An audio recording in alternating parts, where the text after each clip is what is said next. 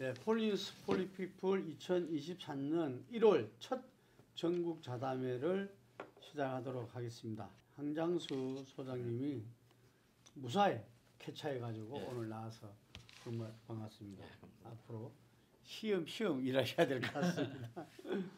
예, 오늘은 윤석열 정권 뭐 이제 2년 차라 볼 수 있죠. 2년 차라 보는데 일단 지지율이 계속 하강하다가 12월 중순경이 있죠. 화물연대 이후에 어떤 이 완곡하게 상승 기류가 있다가 다시 정체 내지는 좀 다시 이렇게 하강 조정기라고 볼 수 있겠습니다. 그러면서 또다시 아랍에미리트 가면서 상당히 준비를 많이 했던 것 같은데 또 거기서 설화가 일어나가지고 그런 문제가 있고 뭐 오늘 발표했지만 이 국힘 당대표 전당대회에 있어가지고 나경원 전 의원이 이제 불출마 선언을 한 뭐 그런 상황들과 이재명 사법 리스크 이른바는 계속되고 있고요.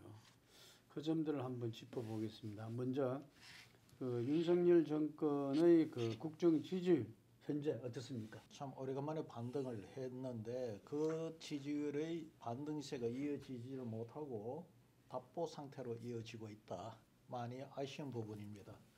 특히 12월 이후 1월달 집권 여러 가지 정치적 변수를 놓고 본다면 더 이상 반등의 계기가 있었어요.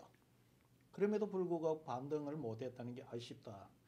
왜 반등의 계기가 있었나 하면은 설이 있었기 때문에 설 전후해서 연말 연초 설 전후를 해서 현 정부가 원래 국정 비전이라든가 여러 가지 그런 부분을 제시하면서 지지를 끌어올릴 여지가 있었고 또 해외 순방 일정이 있었기 때문에 지지율이 더 올라가는 것이 대체적으로 특히 집권 초의 해외 순방은 지지율 상승 효과가 있었습니다.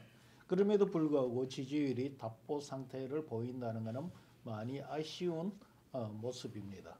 현 정부 들어서서 당청 관계에서 당 중심이라기보다는 청 중심으로 국정이 끌어가는 상황에서 정당 지지율보다도 대통령 지지율이 더 관심을 받을 수밖에 없습니다.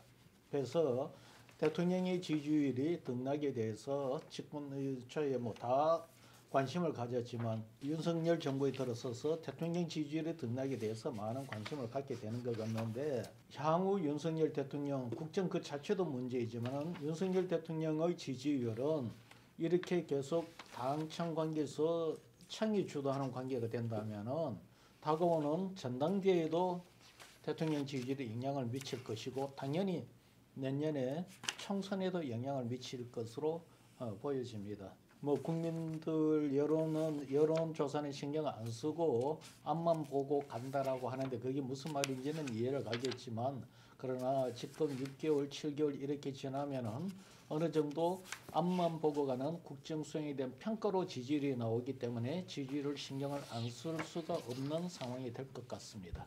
지지율은 뭐 잘 모르겠다 이런 말을 했지만 3대 거짓말 중에 하나지 않겠냐. 대통령이 자기 국정 지지율을 시시각각 아마 이전에 제가 보면은 자체적으로 여론조사 비서관이 있었잖아요. 윤석열 대통령도 뭐 매주 이렇게 조사와 보고서를 받아보고 있지 않나 생각이 듭니다. 어쨌든 새해 들어서 양껏 좀 이렇게 힘을 내는 모습이었잖아요. 제가 봤을 때는 지금 정권 자체로는 현재 지지율 뭐 30%대 후반, 중후반에 대해서 만족하는 것 같아요. 그래서 목표치가 그렇게 나는 안 높다고 보고 전국을 관리해가고 총선에서만 그 관리의 성과로 이기기만 하면 된다.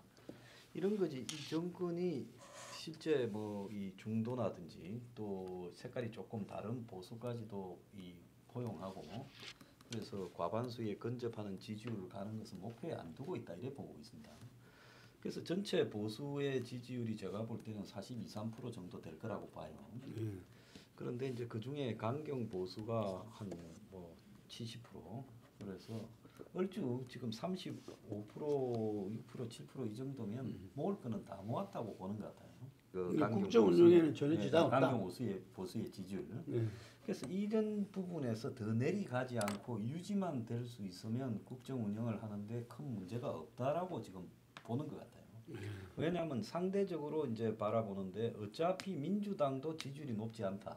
자기도 높지 않고 국민 상당수가 여야에 대해서 상당히 좀 기성양대 정당이나 그 지도자에 대해서 지지를 별로 안 하는 그런 형국이니까 이런 상태로 정권이 더 내려가지만 않고 유지되는 것에 만족한다.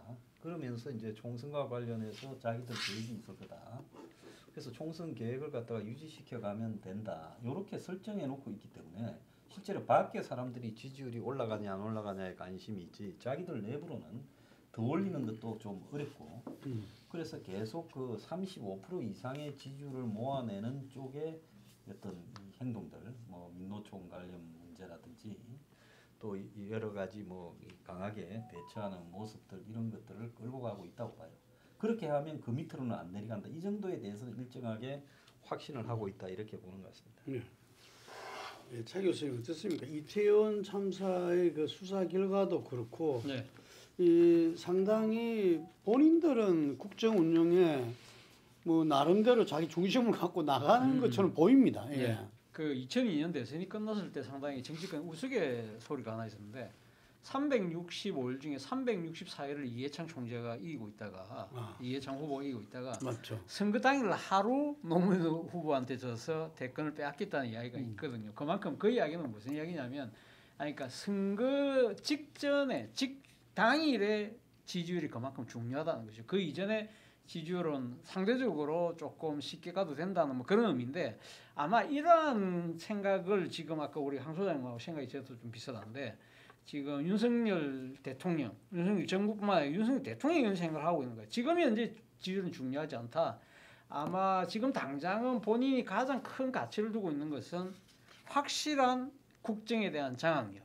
이 부분을 상당히 중요시하고 있고 그렇기 때문에 지금 30%대 중반 이후에서 한 40대 초반까지 왔다 갔다 하는 이 정도 지지율을 갖고 쭉 계속 갖고 가서 총선 직전에 민주당을 한 방에 박살내면 충분히 총선만 견인해내면 그다음부터는 탄탄대로 갈 수 있는 거 아니냐 그런 생각을 하고 있는 것 같아요. 그러니까 민주당을 깨물 수 있는 가장 결정적인 카드는 결국 이재명 대표의 사법 리스크를 갖고 할 것이 아닐까 하는 생각이 듭니다. 그렇기 때문에 지금 현재 윤 대통령이 보여주고 있는 건 말 그대로 윤스웨이죠. 윤 대통령의 마이웨이를 그대로 가고 있는데 근데 문제는 그런 것 같아요. 지금 윤 대통령이 앞서 말씀하신 것처럼 그 화물연대 파업으로 인해서 지지율이 약간은 그러니까 반등 국면으로 올랐었잖아요. 그러면서 이러한 생각 자체가 훨씬 더 강도를 강하게 가져갔다는 거죠. 그리고 특히 근데 문제는 이 부분이 이러한 생각 자체가 저는 상당히 위험할 수 있는 부분이 상당히 윤 대통령의 지금 국정 운영 스타일에는 이 소설 정국이기도 하지만 오만과 편견이 깔려 있다는 겁니다. 쉽게 아까 말씀하신 것처럼 지금 이태원 참사 같은 경우에 지금 상당수의 국민 여론이 이 지금 어떻게 보면 안전의 책임자인 이상민 행안부 장관에 대한 경질을 요구하고 있는데 오히려 더 껴안고 있지 않습니까? 윤희근 경찰총장도 뭐 경질을 전혀 안 하고 있는 것이고요. 그리고 지금 또 이 오만이라는 부분 중에 하나 보면 오늘 또 지금 뭐 정치권에서 논란이 되고 있습니다만 아랍에미리트 순방 때 자신의 발언에 대해서 일체 사과 안 하잖아요. 이런 방구도 안 하잖아요. 본인 스스로는. 이게 오만한 거고요. 또 하나 편견을 갖고 있는 것이죠. 여당의 전당대회에는 여당의 당 지도부는 대통령과 뜻이 맞는 사람이 무조건 앉아야 돼. 이런 편견으로 지금 전대룰부터 시작해서 오늘 발표가 났습니다만 나경원 전 의원이 지금 이 당대표 출마를 포기하는 것까지 이런 것도 보면 상당히 대통령의 편견이 작용하고 있다는 것이죠. 그리고 지금 현재 신공항 통치라고 이야기할 수 있는 노조 탄압도 보면 사실 어떻게 보면 노조를 개혁의 적으로 본인 스스로가 딱 그런 생각을 갖고 있기 때문에 이렇게 강하게 몰아치는 것이죠.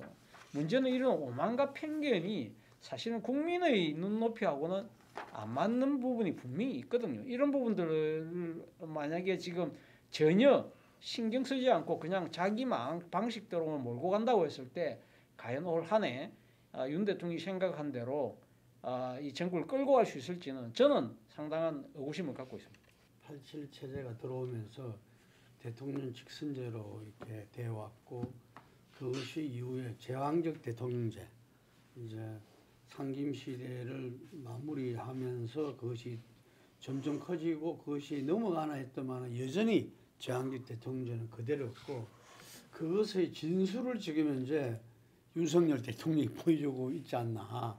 정치판에 들어온 지 얼마 되지 않지만 대통령이라는 것을 갖다 거머쥐고 나서는 무소불위의 지금 권력을 행사하고 있고 그것이 차 교수가 이야기한 대로 오만과 편견이 됐든 뭐가 됐든지 간에 마웨이를 계속하고 있는 거고 그것을 갖다가 제동을 걸고 변화시킬 힘은 작동하지 않고 있는 것 같아요.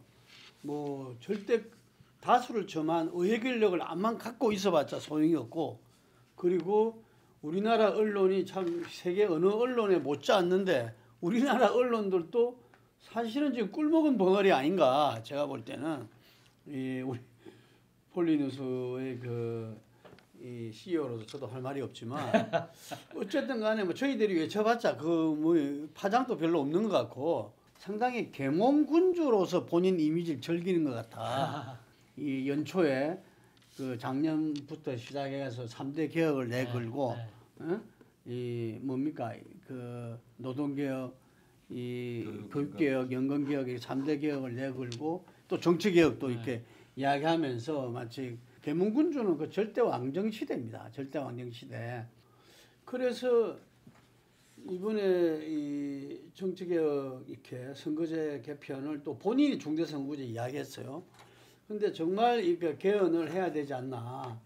이 대통령제, 우리나라의 제왕적 대통령제에 대해서는 뭔가 메스가 가해가지고 이게 분권형 대통령제가 되지 않으면 안 되겠다라는 생각을 더욱 이렇게 깊게 하게 만드는 지난 이 1년도 아니죠? 한 지금 10달 정도 됐습니다. 예? 대통령 당선되고 나 10달. 이게 10개월 정도였는데